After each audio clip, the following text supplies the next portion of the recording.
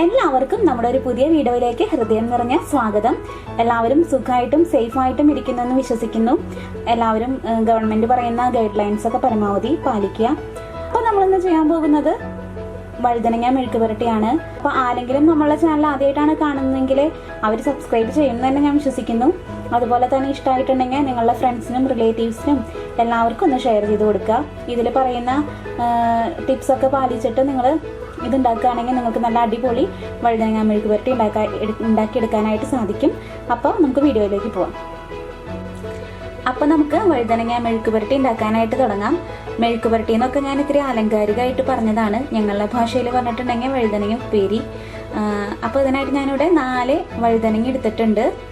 ഇത് നമുക്ക് നന്നായിട്ട് കഴുകിയിട്ട് ചെറിയ കഷ്ണങ്ങളായിട്ട് മുറിച്ചു കൊണ്ടുവരാം. ഞാൻ നമ്മുടെ വഴുതനങ്ങയിൽ ഒരു 1/4 ടീസ്പൂൺ മഞ്ഞൾപ്പൊടിയും അതുപോലെ തന്നെ വഴുതനങ്ങയിലേക്ക് ആവശ്യമായിട്ടുള്ള ഉപ്പും ചേർത്ത് നന്നായിട്ട് തിരുമ്മി വെച്ചിരിക്കുന്നതാണിത്. ഇതെന്തിനാ ചെയ്യണേന്ന് വെച്ചിട്ടുണ്ടെങ്കിൽ നമ്മളിത് എന്താ പറയുക, ഇത് ചെയ്യാതെ നമ്മൾ ഇത് ഉണ്ടാക്കുവാണെങ്കിൽ ഇതിൽ നിന്ന് നന്നായിട്ട് വെള്ളം ഇറങ്ങിയിട്ട് ഇത് നന്നായിട്ട് കുഴഞ്ഞു പോകും. ആ സ്റ്റേജ് ഒഴിവാക്കാൻ വേണ്ടിയിട്ടാണ് നമ്മൾ ഇപ്പം ഇങ്ങനെ ചെയ്യുന്നത്. ഇതൊരു 10 മിനിറ്റ് ഇരുന്നിട്ടുണ്ടെങ്കിൽ ഇത് നന്നായിട്ട് വെള്ളം ഇറങ്ങും.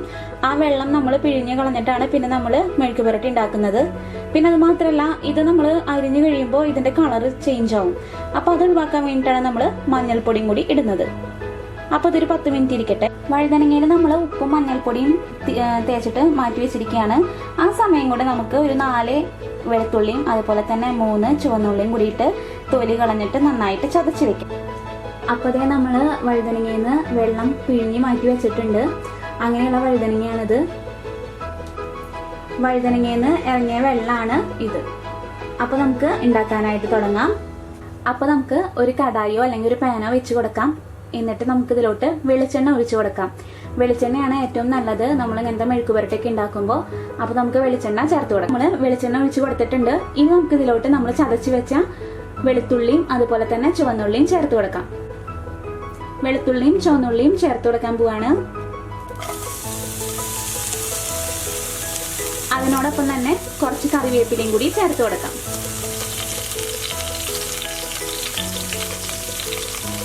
വെളുത്തുള്ളിയുടെയും ചുവന്നുള്ളിയുടെയും കളർ മാറി തുടങ്ങുമ്പോൾ നമുക്ക് ഇതിലോട്ട് ചതച്ച മുളക് ചേർത്ത് കൊടുക്കാം. നമ്മൾ ഈ മെഴുക്ക് പുരട്ടിയൊക്കെ ഉണ്ടാക്കുമ്പോൾ ചതച്ച മുളക് ചേർത്ത് കൊടുത്താൽ ഒരു പ്രത്യേക ടേസ്റ്റ് ആയിരിക്കും. അതുകൊണ്ടാണ് അതെടുത്തിരിക്കുന്നത്. നിങ്ങളുടെ കയ്യിൽ ഇനിയിപ്പോൾ ഇല്ലെന്നുണ്ടെങ്കിൽ 1 ടീസ്പൂണെങ്കിലും സാധാരണ മുളക് പൊടി ചേർത്ത് കൊടുത്താലും മതി. ഞാനിപ്പോൾ ഇതിലോട്ട് ചതച്ച മുളക് ചേർത്ത് കൊടുക്കാൻ പോവാണ്.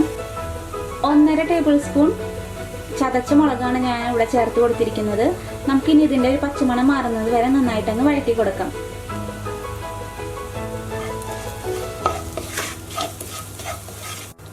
എരിവൊക്കെ നിങ്ങളുടെ ഇഷ്ടത്തിനനുസരിച്ചിട്ട് മാറ്റം വരുത്താം. അതിന്റെ റോസ് നല്ല ഒന്ന് മാറി വന്നിട്ടുണ്ട്. നമുക്കിനി ഇതിലോട്ട് 1 ടേബിൾ സ്പൂൺ തേങ്ങ ചിരവിയത് ചേർത്ത് കൊടുക്കാം. ഇത് ഓപ്ഷണലാണ്, നിങ്ങൾക്ക് താല്പര്യം ഉണ്ടെങ്കിൽ ചേർത്താൽ മതി. പക്ഷെ ചേർത്ത് കൊടുക്കുമ്പോൾ കുറച്ചുകൂടി ടേസ്റ്റ് കൂടും. 1 ടേബിൾ സ്പൂൺ തേങ്ങ.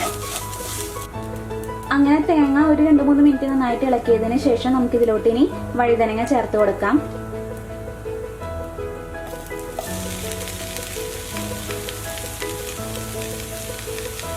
ഇത് നമുക്ക് തുറന്ന് വെച്ചിട്ട് ഒരു 2-3 മിനിറ്റ് ഇളക്കി കൊടുത്തതിന് ശേഷം നമുക്കിത് മൂടി വെച്ചിട്ടങ്ങ് വേവിക്കാം. ഉപ്പ് ചേർത്ത് കൊടുക്കുമ്പോൾ ശ്രദ്ധിക്കണം, നമ്മൾ ആദ്യം ഉപ്പ് ഇട്ടിട്ട് തിരുമ്മിയിട്ടാണ് കുറച്ചു നേരം വെച്ചിട്ടുണ്ടായിരുന്നത്. അപ്പോൾ കുറവുണ്ടെങ്കിൽ മാത്രം ചേർത്ത് കൊടുത്താൽ മതി. പിന്നെ ആ സമയത്ത് നമ്മൾ ഒരുപാട് അങ്ങ് ഉപ്പ് ഇടാൻ പാടില്ല. കാരണം ഉപ്പ് കൂടിപ്പോയി കഴിഞ്ഞാൽ നമുക്കൊന്നും ചെയ്യാൻ പറ്റില്ല. അപ്പോൾ നമുക്ക് ഇതൊരു 2-3 മിനിറ്റ് ഇളക്കിയതിന് ശേഷം മൂടി വെച്ചിട്ട് വേവിക്കാം. ഇടയ്ക്കൊന്ന് നമ്മൾ മൂടി തുറന്നിട്ട് ഒന്ന് ഇളക്കി കൊടുക്കണം. നമുക്കൊന്ന് ഇളക്കി കൊടുക്കാം.